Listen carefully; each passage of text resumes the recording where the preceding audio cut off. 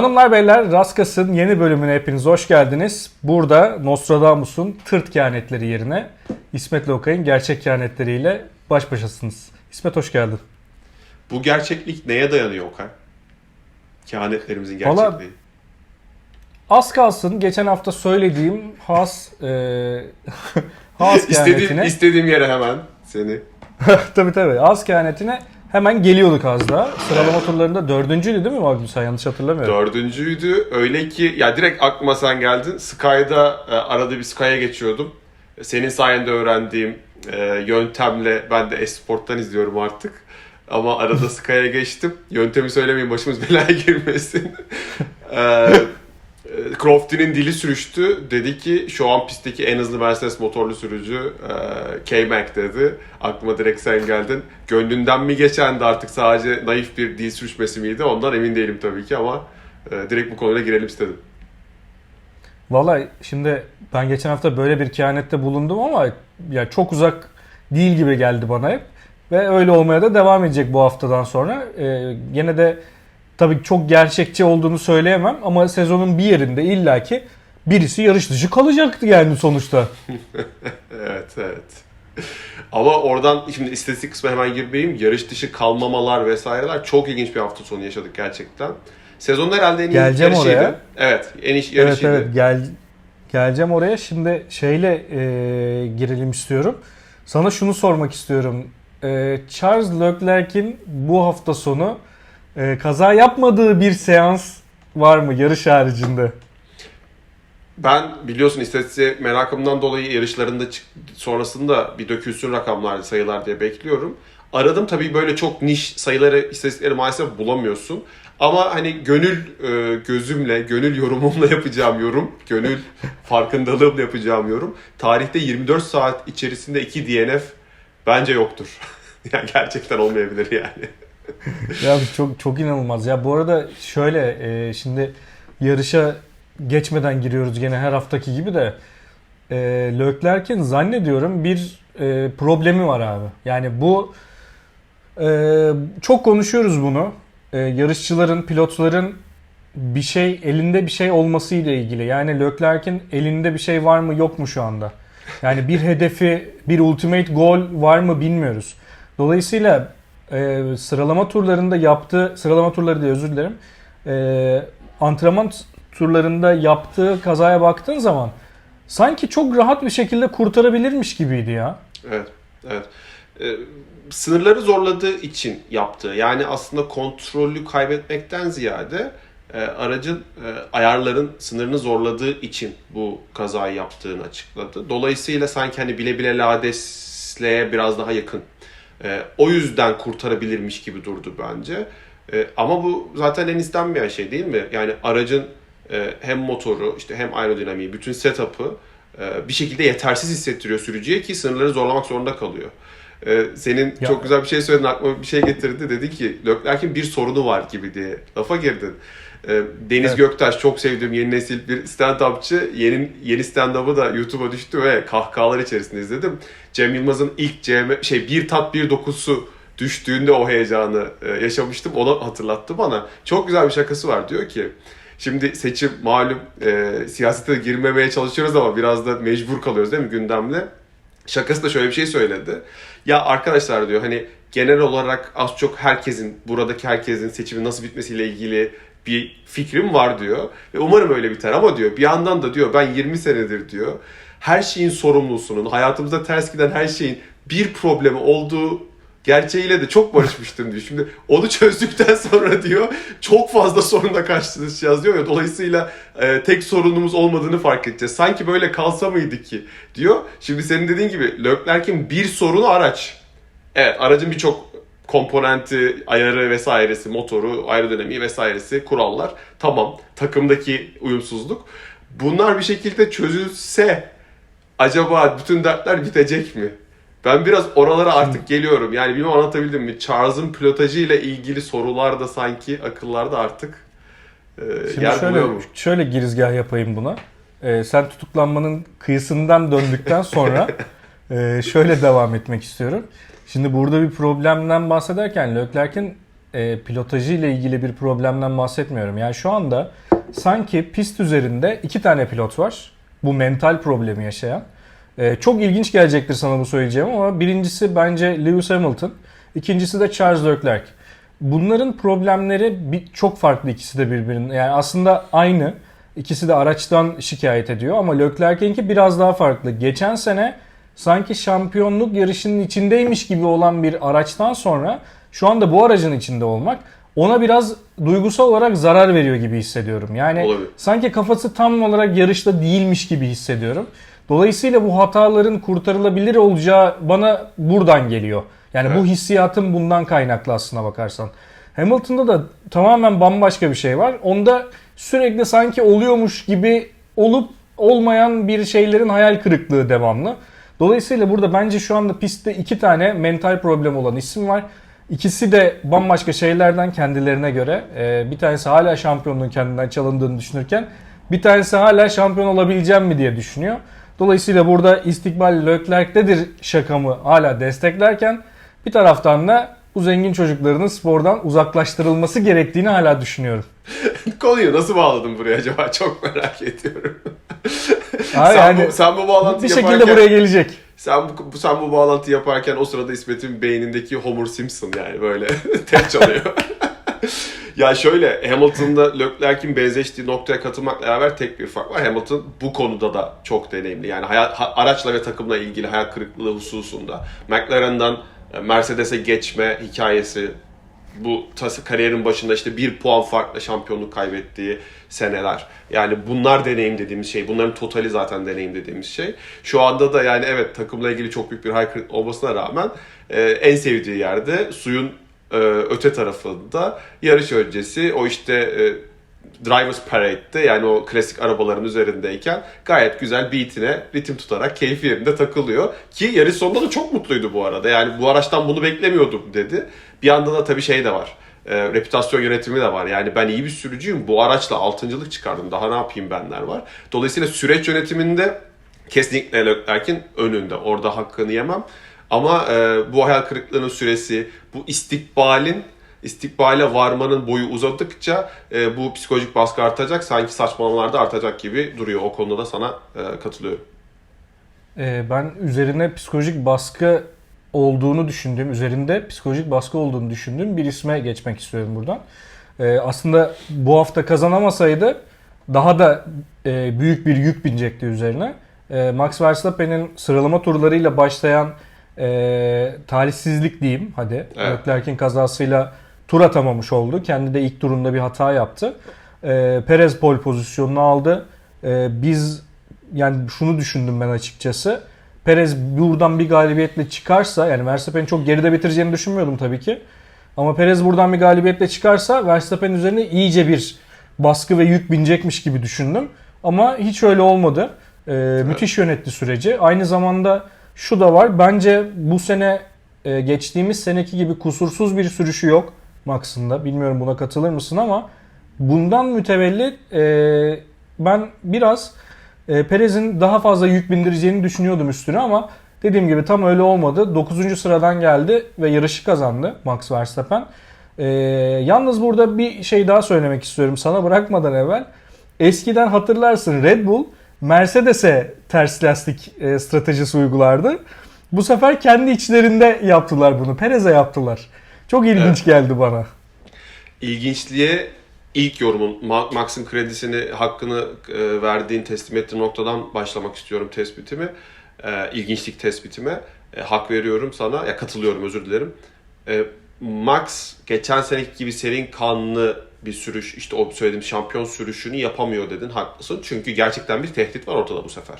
Ve Evet. hep bütün yorumcuların da konuştuğu çok bariz bir birinci pilot performansı, şampiyon performansı var iken iki hırslı pilotu yönetmek kolay. Christian Horner asıl bu sene ne yapacak onu görmeliyiz yorumları da tam da bundan. Çünkü şu anda cidden kafa kafayalar. Puanalar. 1 puan mı var? Öyle çok güzel denk geldi. Bayağı kafa kafayalar. Yok bu açıldı galiba. Bu son yarış kazandıktan sonra. Öncesiydi o. Evet, pardon. Artmış olması. Bir 13 Ama- puan falan yanlış bilmiyorsam tam emin değilim ama. özetle kafa kafayalar diyelim. Bir yarış boyunu aşmadığı sürece kafa kafayalar. Tabii aynen öyle. Buradaki beni etkileyen şey şuydu Max'in performansı ile ilgili. Başına geçtik. İşte ne diyoruz? Lastikler ısınsın. Başta risk alınmaz. İlk virajı dönerken bir sıkıntı çıkmasın. Sonra zaten araç onu öne atacak. Bu 5, 10, 20 tur sürebilir. Abi 10. turun sonunda ilk 5'e atmıştı kendini. Ve daha Evet. sonrasındaki geçişlerde de arabası ısındıktan, yeni asfaltın yarış çizgisindeki tutuş arttıktan, lastikler ısındıktan sonra geçişler zorlaşacağına gitgide kolaylaştı. Geçen seneki Max'ten 2 saniye daha hızlı bir Miami GP üzerine söylüyorum. Daha hızlı bir Max var ve senin dediğin strateji, o ikinci kısma buradan bağlayacağım. Öyle ki aslında bu ters lastik stratejisi yarış başında RB'nin, işte takımın, stratejinin öngördüğü bir strateji değildi. Max ipleri eline aldı. Ne zaman girmek istersen diye sürekli hatırlattılar. Dedi ki hayır, ben buraya bu geçişleri yaparken ben lastiği çok iyi yönettim. Çok iyi hissediyorum. Devam dedi. Ki ben sol ön lastiği bir ağır çekimde gördüğümde her an patlayabilir dediğimde radyodan takım ya sol ön lastikte ciddi bir grading var, hani ufalanma var. Alsak mı seni dediler. Hayır, bana çok iyi hissettiriyor. Devam edeceğim dedi. Hatırlarsan önceki seneye kadar Lewis için yaptığımız yorumlara benzer bir ipleri eline almaydı. Ve Evet, hissiyatıyla yani sonradan sıfır set orta hamur lastikle o son darbeyi çok kolay vurmasını sağlayacak alanı kendisi yarattı. Sert hamur lastiğin ömrünü 15 ila 20 tur ekstradan tamamen kendi sürüş kalitesiyle artırdı. Bu takdire şayandı. 45 tur gitti. Artı diyorum, evet, artı. Stratejiden artı 15-20 turu kendisi ekledi. Bu takdire şayan, buna diyecek hiçbir şey yok. O yüzden de zaten yine sıfır set hamur lastiği taktığında 2 tur sonra ısınır lastikler ve darlamaya başlar. DRS'e girer dedim yine. Eşimle beraber izliyorduk. 2 tur sonra geçmişti abi. Geçmişti yani, ne lastik ısınmasına gerek kaldı ne bir şeye. Gerçekten çok etkileyici, diyecek bir şey yok. Abi bir ara Leclerc ve Magnussen'di sanırım. İkisini Mika Hakkinen'in Belçika'da Schumacher'e yaptığı bir atak vardır, hatırlarsan. Evet. Onun gibi Direkt bir sahne geldi. oldu. Direkt oydu yani. Bu arada şunu söylemek isterim. Şimdi Verstappen geriden başladı. Çok fazla geçiş yaptı. Yarış içinde çok fazla geçiş vardı. Bunların hepsi okey. Bunlara hiç itiraz etmiyorum. Ama geçiş olması demek bizim işimize gelen şeylerin tamamıyla bize verildiği bir yarış hafta sonu geçirdiğimiz demek anlamına gelmiyor. Çünkü biz ne istiyoruz? Biz ne istiyoruz? Kaos istiyoruz, yağmur istiyoruz, sarı bayraklar, kırmızı bayraklar, tekrar startlar istiyoruz. Dolayısıyla burada yani ben dün akşam yarışı seyrederken hissettiğim, bir taraftan da işte benim de hanımcılık mertebesinden takip ettiğim Yargı dizisinin sezon finali çok daha heyecanlıydı yani yarıştan açıkçası. O yüzden burada biraz daha hem Mikail'e seslenmek istiyorum hem de yarış yönetimine ya da yarışçılara. Hiç kimse yarış dışı kalmadı. Buna biraz üzüldük. Devlet Baba'nın 2 gözlüğü vardır. İstediği gözlükle bakar size diye bir Türk devlet geleneğinde bir şey vardır. Şimdi biz de Devlet Baba olduk. Formula 1'e 2 farklı gözlükle bakıyoruz. Ben diyorum ki sezonun en keyifli yarışıydı. Sen diyorsun ki tamam, sezonun en keyiflisi de bizim alışkanlığımıza göre bunların olmuş olması. Hak veriyorum. Zaten istediğimiz Formula 1'den, herhalde programda öyle kapatacağız diye tahmin ediyorum, İstediğimiz Formula 1'den uzaklaşmamızla ilgili ciddi bir tepkimiz var. Öyle ki bütün bölümlerin konularının üstüne böyle örtü gibi örtülmeye başlandı. Senin söylediğin konuyla ilgili P9'dan başlayıp birinci bitirmesi müthiş bir şey değil mi? Normal bir şey. Mesela akıllara sen onu dedin. O geçişi hatırlattın, Hakkinen'in duble geçişini. Benim de aklıma geldi. Çok değil, 3 sene önce Lewis'in Brezilya'daki o müthiş performans aklıma geldi. Oradaki heyecanı yaşadık mı? Kesinlikle yaşamadık. Çünkü gerçekten gülüyor oynayan. Maalesef. Ki bu 84'tü herhalde. 84 yılında en son P9'dan birincilik kazanan Niki Lauda. O zamandan beri de ilk defa olan bir şey. Hani bu nadirliği yaşatmadı bize. O hissiyat, haklısın. Yani özetle istatistik var. Geçiş sayısı, geçen programda eleştirmiştik, çok ciddi bir şekilde artış var. Ama o keyif, o heyecanı yaşadık mı? Yaşamadık. Nitekim senin son söylediğine de bir ekleme yapmak istiyorum. İstatistiklere girmeden buraya kadar geldim, toplu vereceğim değil mi? Okay, affet, gireceğim. Bu çok ilginç bir şey çünkü. Bu yarışta hiç sarı bayrak yoktu, sen söyledin. Sanal güvenlik aracı yoktu. Kırmızı bayrak yoktu. Gerçek güvenlik aracı yoktu. Hiçbir DNF yoktu. Daha da etkileyicisi, hiçbir pit stopta hiçbir takım, pit stop ekibi afaki bir hata yapmadı. Bütün pit stoplar da kusursuz geçti. 20 araç... Mükemmel bir hafta sonuydu ya. Mükemmelin tanımıydı. 20 araç, 57 tur, 1140 kusursuz tur atıldı abi. Şimdi müthiş. Çok acayip ya. Peki işte ama aslında ben bunu soruyorum, sen cevapladın ama ben yine de soruyu soracağım. Duygu neydi? Bu kusursuzluğun heyecanı, işte o draması, F1 fanı olarak sen tatmin oldun mu? Şöyle söyleyeyim o zaman. Biraz önce söylediğini destekleyeyim. Bundan işte 3 sene önceki Brezilya yarışına ithafta bulundun sen. Şimdi Hamilton'ın biz yarışı yukarıda bitireceğini biliyorduk, evet. Evet. Yani hızlı bir arabası var. Sanki tren rayının üstünde giden bir arabaydı o araba. Dolayısıyla hani biz bunu biliyorduk. Dedik ki yani o yarışın başına oturduğumuz zaman Hamilton puan alacak. Hatta belki podyum garanti, ama yarışı kazanması bir sürpriz olabilirdi bizim için o günün şartlarında. Evet. Ama dünkü yarışı izlerken Max yarışa başladığında yani şey dedik biz, hani kaçıncı turda lider olacak, kaçıncı turda ikinciliğe gelecek. Perez'e kadar çok hızlı geldi, buradan sonra da böyle mi olacak falan diye. Yani biz bunları konuşuyoruz. Çünkü biliyorsun artık. Sonucu bildiğin için sana o heyecanı vermiyor. Dolayısıyla Hamilton'ın Brezilya'daki zaferi bunun için daha heyecanlı bir yarıştı. O yüzden Verstappen'in dünkü yarış performansı tamam, evet çok iyiydi. Ama yani zaten çok inanılmaz bir araba var şu anda altında. Abi, dolayısıyla herhalde 50 kamerayla bizim çekiliyor. beklentimizi bundan karşılamadı. 50 kamerayla çekiliyordur. Yakalanamayan geçişler var. Replay'de görebildik. Yani hakikaten bu siklet farkı bizim bahsettiğim dominasyon sene sonu olur mu falan herhalde oldu. Şu an oldu diyebilir miyiz sence? Yani bir o noktaya geldi gibi ama bilmiyorum, daha hala yolu var yani. Araç o sinyalleri veriyor.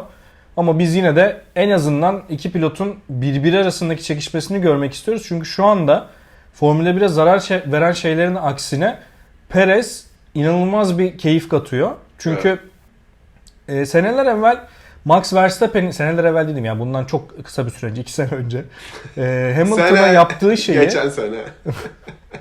Max Verstappen'in Hamilton'a yaptığı şeyi şu anda Perez Verstappen'e yapmaya çalışıyor. Evet. Verstappen geriden geldi ve kralı tahtından etti. Perez de şu anda onu deniyor ve insanlar buna karşı heyecanlı. Bir de bunun üstüne tabii ki geçen hafta konuştuğumuz iyi sporcu olma meselesine tekrar döneceğim. Çünkü bu hafta da zannediyorum öyle bir şey yaptı. Ben kaçırdım ama sen notlara yazmışsın. Onu da bir senden alayım istiyorum.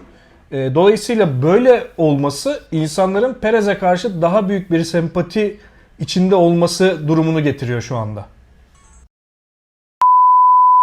Evet, Max özellikle sıralama turlarında yaşanan olay sonrası önce Charles'a bayağı bir ağız dolusu diyelim.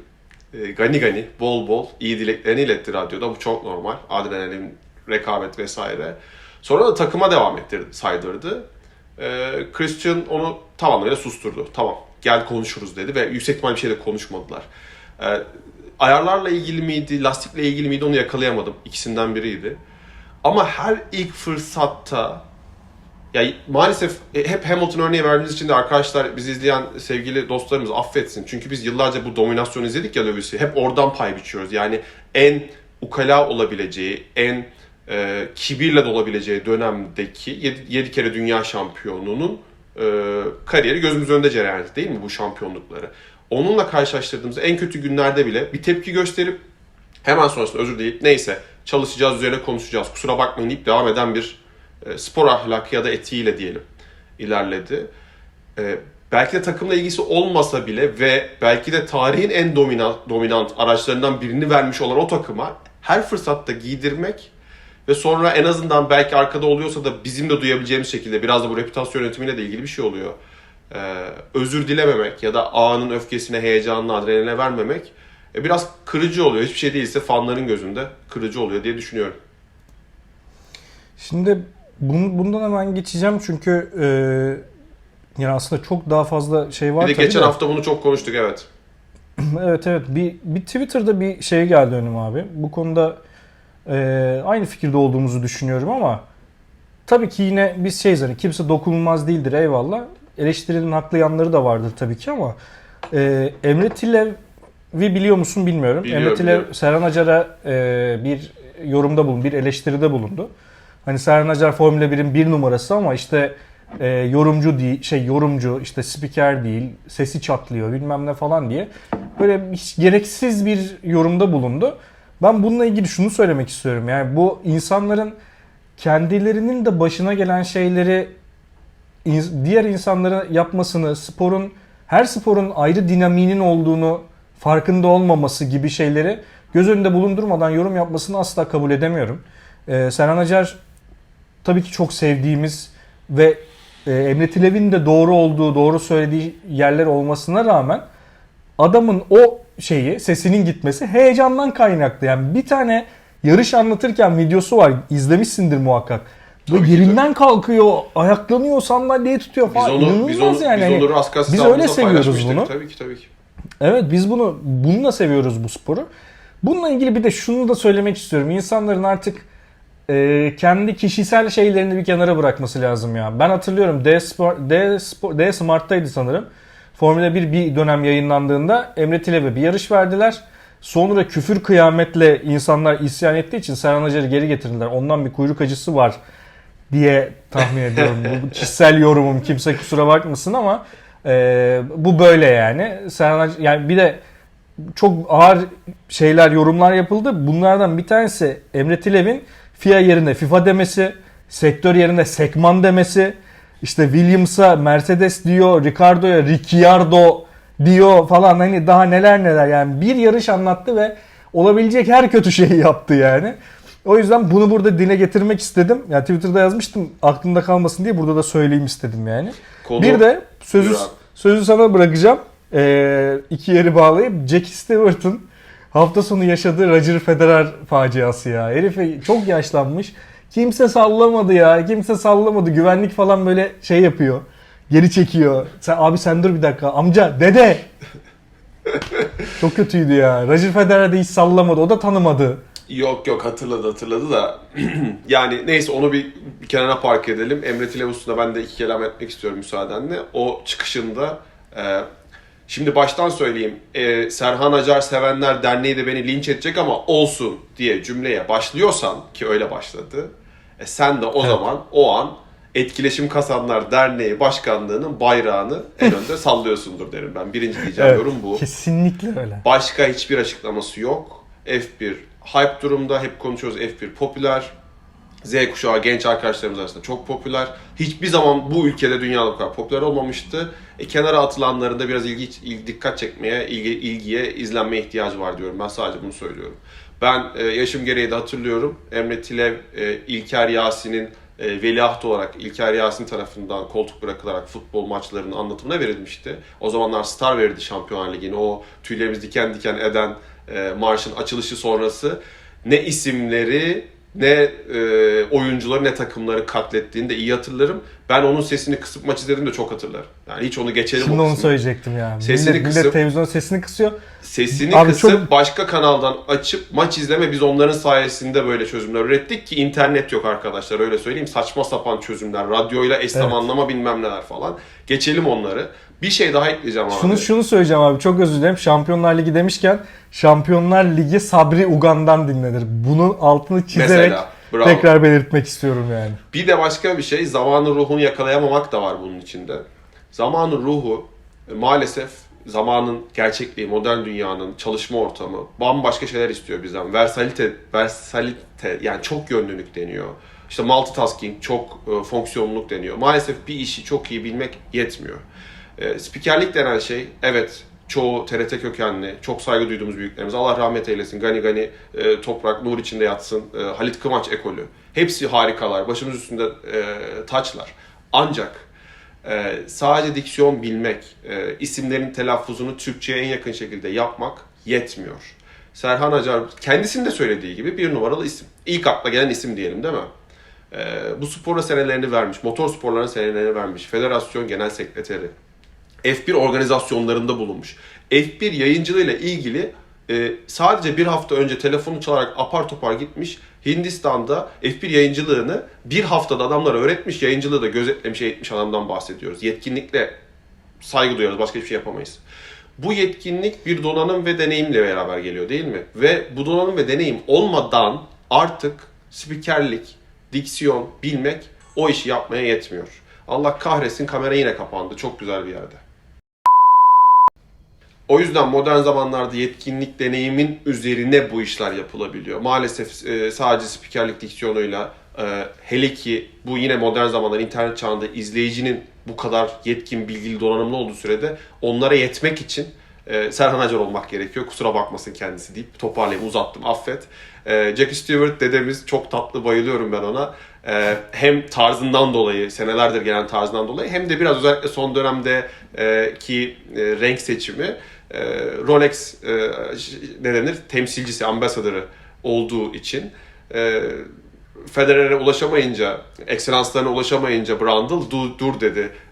Aynı sponsorlukta, aynı markayı temsil ettikleri için oradan tanışıyoruz, dur ben onu çözerim diye girdi ama dediğin gibi mahvetti kendisini. Buradan da ben bir şeye bağlayıp kapatayım. Jackie dedemizin bedeline veriyoruz bütün her şeyin kayıtlı olması çok kötü oldu yani. Hani ama evet, çok üzücü ama ben Jackie dedemize kızamam. Dedeliğine vermiyorum gerçekten. Ben yine Liberty Media, F1'e, Amerikan entertainment business kültürüne veriyorum. Oradan da tekrar sana pas atayım. Sen Jackie Stewart'a bile akreditasyon çıkartmıyorsan, onun yerine oraya hip hopçusuyla bilmem necisiyle dolduruyorsan, oraya gelmiş, belki sadece orada boy göstermek için birkaç yüz bin dolardan birkaç milyon dolara kadar para almış ünlüler, nerede olduklarını, niye olduklarını bilmeyen ünlülerin yerine bu adamlara akreditasyon vermiyorsan, yani ne diyeyim ben? Böyle, sen de dersin, bilmiyorum, sen bir şey de. Böyle avuçlarım kaşınıyor, böyle en sevdiğim konuya geldik. O zaman konunun başlığını atıyorum, sonra sözü sana bırakıyorum. Tabii ki. Hazır mısın? Liberty Media sunar. Formula 1 Miami Sirki. Buyurun Okay Bey. Amerikanların bu kültürü, spor kültürü biz başka bakıyoruz bu spor kültürüne. Çünkü para üzerine kurulu sistemlerin bir şeyi bu, getirisi bu. Yani bakıyorsun NBA'de 82 tane maç var. Seneye 10 tane daha sprint yarışı yapılması planlanıyor. Ama Amerikalıların yarışı olan ilgisi veya spora olan ilgisi bambaşka seviyede. Çünkü baktığın zaman şimdi hepimiz yarış esnasında gördük. Kimse yarışı doğru düzgün izlemiyor. Herkes başka yerlere bakıyor, başka şeylere bakıyor. Ya bu arada bu Formula 1'e özel bir durum değil. Beyzbol maçına gidiyor bu adamlar. Oraya da piknik diye gidiyorlar zaten. Yani pazar günü eğlencesi diye gidiyorlar. Hafta içi NBA maçına gidiyorlar. Yani bir iç saha serisinde haftada belki 3-4 maç izliyorlar. Bir akşam etkinliği gibi onlar için yani. Dolayısıyla spora başka bir gözle bakıyorlar. Ve buldukları her şeyi paraya çevirdikleri için sistem bu yüzden bu hale geldi. Yani Liberty Media'ya gitmesinin, bu işin Liberty Media'ya gitmesinin iyi mi oldu, kötü mü oldu tarafını hep kötü taraf kalacak bende. Çünkü bir taraftan bakıyorsun yönetim Arapların elinde, para Amerikalıların elinde. Formula 1 nerede abi? Kimin elinde? Kimlere kaldı? Çoluk çocuğa şeye kaldı işte. Hiç dünya umurunda olmayan, parası olan, parasının derdine düşen, şampiyonlukla ilgili, başarıyla ilgili dertleri olmayan, sadece popülerite peşinde olan insanların derdine düştü. Yani Formula 1 bu kişilerin elinde şu anda. Spor daha doğrusu bu kişilerin elinde. Geçen hafta yaptığım yeni yetme çıkışı da bundan kaynaklı. Çok uzatmayayım. Bu konu çok uzun uzadıya konuşulacak ve üstüne programlar çekilebilecek bir konu. Ama spora zarar veren her şey, herhangi bir spora zarar veren her şey bizi rahatsız ediyor. Bunu kendi adıma değil, senin adına da söylüyorum müsaadenle. Çünkü biz sporu seven insanlarız ve bunun bizde yarattığı rahatsızlık ileride kaybedeceğimiz korkusundan kaynaklı. Dolayısıyla Miami Sirki başlığını sonuna kadar hak eden bir konu bu. Var mı başka söylemek istediğim bir şey bu konuyla alakalı, yoksa benim sinirim herkese yeter mi? Yok, bir cümle ekleyeyim. Çok kırılımı vardı. Yarıştan sadece 20 dakika önce bu sporcuların mesela 20 dakika önce power nap ile ünlü bir şey vardır. Raikkonen realitesi vardır. Birçok sporcu yapar. Konsantrasyonun had safhada olması gereken, son kez stratejinin üzerinden geçmesi gereken sporcuları orada NBA All-Star çıkışındaki gibi bir hip hopçu şarkı yazmış. Bu arada Will I Am. Ben affedin tanımıyorum. Bu arada çok da güzel yazmış. Hiçbir şey demiyorum. Diğeri MC'lik yaptı. LL Cool J. Adını da yazmak zorunda kaldım. İnanılmaz ya, cringe deniyor ya, başkası adına utanma Türkçesi ama tam karşılamıyor. İnanılmaz rahatsız ediciydi. Ben çok rahatsız oldum. Sonrasında zaten tahmin ettiğim gibi bütün sürücüler ya saçmalıktı. Biz yarıştan 20 dakika önce ne yapıyoruz? Diğer yerlerde olsa bir standart haline gelse anlarım ama hani istemediğimiz birçok şey yapıyoruz da bu çok kötüydü dediler. Sonra sadece Hamilton'a, Max'a, sanırım bir de Checo'ya mı söz verildi. Onlar bir iki cümle söyledi. Böyle bir şey gibi fake Amerikan güreşi var ya, ondan önce ne yapacaksın, parçalayacak mısın onları dostum? Evet harika, şey yapacağım. Ben de son anda Sinan Engin gibi kendimi sansürledim. Abi çok yapaydı. Özünden kopuyoruz. Sadece bu açılış bir tanesi hafta sonunun kötü yönlerinin. Diğerlerini konuşmayalım. Umarım bir daha görmeyiz diyorum. Valla çok güzel bağladın. Kendini son anda durdurman da yani takdire şayandı. Teşekkür ederim. Ağzına sağlık. Haftaya yarış yok bildiğim Senin de. kadarıyla. Yanlış bilmiyorsam. Evet. Seçim Güzel var istatistikler zaten. hazırlamıştım. Haftaya seçimden dolayı yarış yok maalesef. 19 Mayıs haftasında Bahar'la beraber inşallah bir yarış haftası da geçirmiş oluruz diyorum. İstatistikle ilgili bir şey söylüyordun. Yo, çok güzel istatistikler hazırlamıştım. İstersen yarışsız haftada çekeceğimiz programda onları tekrar açarız. Evet, İsmet'le İstatistik Köşesi haftaya sizlerle olacak. Raskas sona erdi. Görüşmek üzere.